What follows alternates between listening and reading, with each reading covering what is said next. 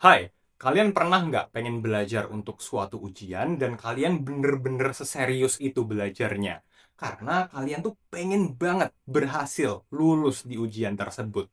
Mungkin karena kalian pengen banggain orang tua, atau kalian pengen raih cita-cita kalian, atau mungkin juga karena takut kalau misal nggak lulus dan ngerasa kayak kerja keras kalian selama ini tuh sia-sia. Nah, aku pernah ada di posisi tersebut. Ngerasain pengennya, ngerasain capeknya, ngerasain takutnya. Dan bagi aku, ujian itu adalah UTBK. Ujian untuk masuk ke perguruan tinggi negeri.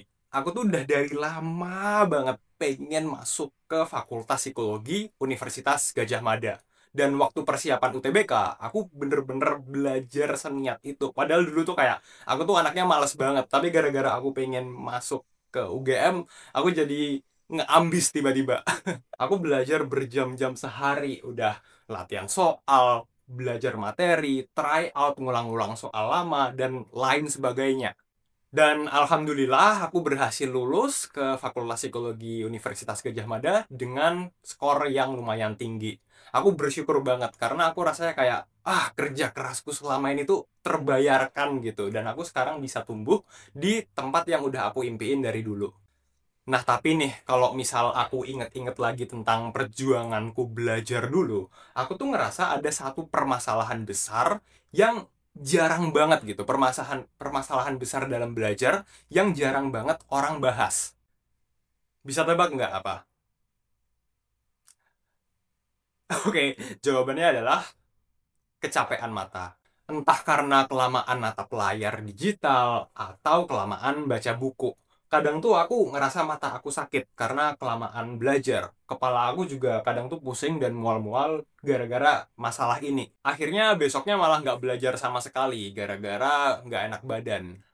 Sekarang aku tuh jadi kepikiran gitu. Ada nggak ya cara supaya aku tetap bisa belajar ketika aku ngerasa aku harus istirahat mata dulu? Ketika aku nggak mau natap layar digital dulu atau mau istirahat dulu deh dari baca buku. Nah, itu dia kenapa aku bikin suatu project yang namanya Project 100 Jam. Project yang bantu kalian belajar dengan nyediain 100 jam rangkuman materi audio only yang bisa kalian dengerin dan bisa bikin kalian belajar tanpa harus natap layar.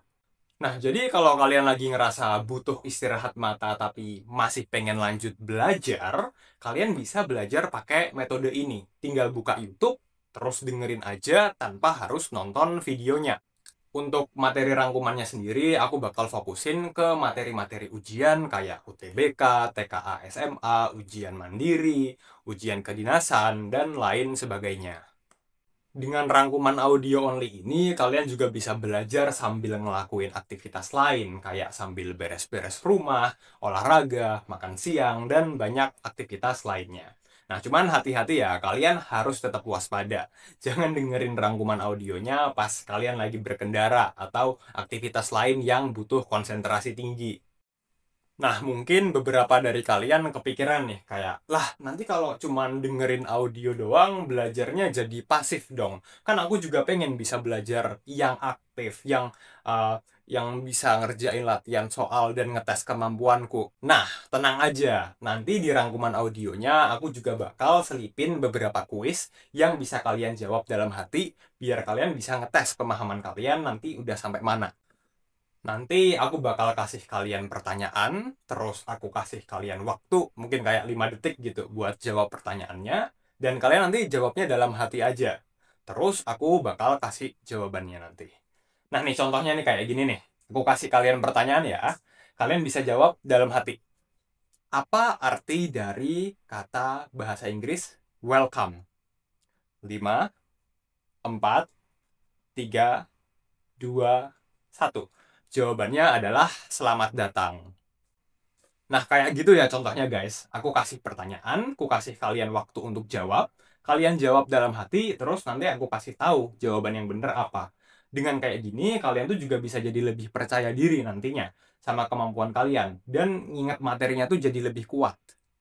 Dan tenang aja, nanti kuis-kuisnya itu bakal ku ambil pertanyaan-pertanyaannya dari materi yang udah dijelasin. Bakal ku usahain kayak gitu. Tapi mungkin bakal ada kayak pertanyaan-pertanyaan random gitu. Nah, dan kalau misal kalian jawabnya salah, ya udah nggak apa-apa, nggak usah feel bad atau apa gitulah. Soalnya kan kita juga masih belajar dan berbuat salah tuh suatu proses dalam pembelajaran. Oh ya, dan nanti aku juga bakal selipin tips-tips belajar, strategi belajar, gimana cara jaga mental yang positif, mood yang positif untuk persiapan suatu ujian yang udah kuterapin juga dulu, supaya kalian bisa belajarnya jauh lebih maksimal. Nah, biar kalian nggak ketinggalan info-info dan rangkuman materi selanjutnya, jangan lupa untuk subscribe akun ini, follow, like, komen, subscribe, share. Dan, oh ya, kalau untuk follow, kalian bisa follow Instagramku aja di laksana.utbk. Semangat!